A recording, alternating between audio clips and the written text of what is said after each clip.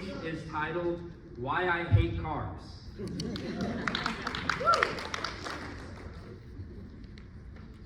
I don't like them.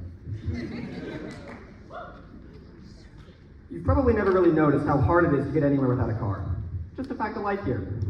When was the last time you walked, biked, or took public transit somewhere? Was that just a one-off event, or is it something you do regularly? Chances are it's been a while and it's not a common occurrence. These options should be favored over cars. They're more efficient at moving people, less dangerous, and take up less space. Not to mention the environmental impact from greenhouse gases released while driving. And, well, in many places around the world, these other options are favored.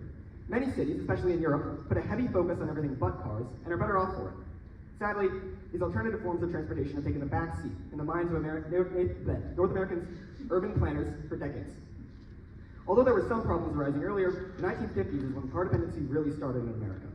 Urban infrastructure began being built almost exclusively around the car. The construction of suburbs with many single-family homes spread out over a large area resulted in places that were great in a car but could never get good bus service and weren't walkable. The interstate highway system was also established, paving the way for cars to take the place of trains for long-distance travel. The problems that arose during the 1950s still affect everyone in America today. Cars take up a lot of space. In downtown Raleigh, there are enough parking spots that if you parked in a different spot every day, it would take 74 years to park in all of them. Each of these spots takes up valuable space that can instead be used for housing or businesses. Roads are also often built very wide to accommodate for lots of cars. These wide roads still get clogged with traffic, resulting in the road being made even wider. Due to the concept of induced demand, adding more lanes never works. The road may have less traffic momentarily, but the open space will be filled by drivers trying to escape traffic elsewhere. For example, the Katy Freeway in Texas, despite its massive 26 lanes, it still gets clogged up on a regular basis. The sheer space taken up by cars also results in a bit of a positive feedback loop. The space needed for cars makes everything farther apart, which means cars are more necessary to get places. More people driving means more space for cars, which means more sprawl, which results in, you get the idea. Cars are extremely dangerous. According to the National Highway Traffic Safety Administration, cars killed nearly 43,000 people in the US in 2021. They're also the second leading cause of child death, only behind guns. The recent trend towards larger vehicles only exaggerates this. Getting hit by a tiny smart car or a massive pickup truck are very different stories. Either way, you're going to get hurt, especially when that car is driving over the speed limit. Roads are not built around the speed limit, so people feel comfortable going 5 or 10 miles over. Faster cars means worse crashes. Unprotected bike lanes, or complete lack of them whatsoever, also put cyclists at a high risk of being hit. Not having a car around you to shield your body makes you a lot more vulnerable, so these crashes are very often deadly. Cars are expensive, no matter what way you look at it. In order to be a functioning adult, you basically need a car. In order to own a car, you need to pay for gas, insurance, maintenance, and the car itself. A sizable chunk of your paycheck is put directly into your car. Not owning one would free up lots of money to spend on other things, but due to the infrastructure of North America, that's not really an option. The infrastructure itself is also very expensive. Car infrastructure is by far the most expensive kind to build. Cars also destroy the infrastructure when they drive on it due to how heavy they are. Cities are often left broke, trying to build and repair roads, which leads into falling into pothole-filled ruin. Pollution is also another cause of cars. They are a sizable contributor to climate change and its costly effects. Those are the main reasons I hate cars. When I tell people about this, they often ask why I started hating them in the first place.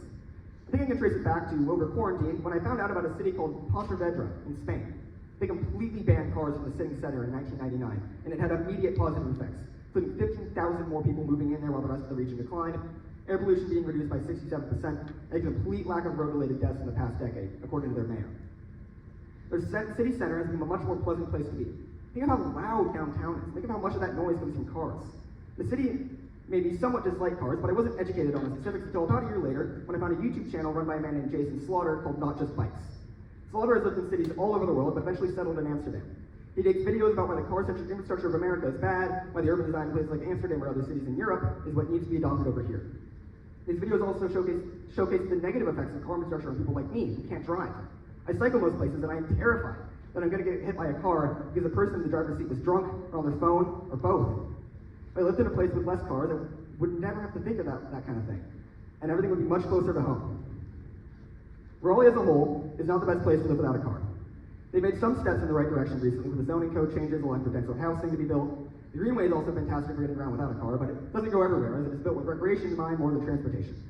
Public transportation in Raleigh is just the buses, which I've never ridden as service is terrible and slow in my area. However, they are better downtown and on NC State campus. It's very tough to run buses efficiently outside of these denser areas. Obviously, car dependency is a multi-layered societal issue that doesn't have one easy and quick solution. It will take decades to undo the damage that has been done. We need small, incremental steps towards less car dependence. There are three main facets of this goal: making driving less attractive, making other methods better, and increasing urban density. People want to take the most convenient transportation option. That option is cars, most people will drive. That option is bikes, most people will bike. Reducing speed limits and getting rid of free parking makes cars less convenient, while building up better infrastructure for other modes makes them more convenient. You can't do one without the other. If you just make cars worse, then that will just be inconvenient for everyone as there are other options. While not letting drivers be inconvenienced will result in most people sticking with driving and the quality of other transport modes being worse off. Many people will not be a fan of changing infrastructure priorities. They may say it will increase traffic, or make it too hard to find a place to park, or make the area too crowded. An anonymous person once said, "When you're accustomed to privilege, equality feels like oppression." This quote applies to a lot of things, but especially drivers, who are mad about being somewhat inconvenienced by things like bike lanes or bus stops that are a net positive for everyone else. These people will vote in pro-car politicians and give public comments at city council meetings in hopes to sway the council away from making meaningful positive change. Lastly, increasing density and keeping things close together lends well to reducing car dependency. Why drive when everything you need is within a close 15-minute walk or bike?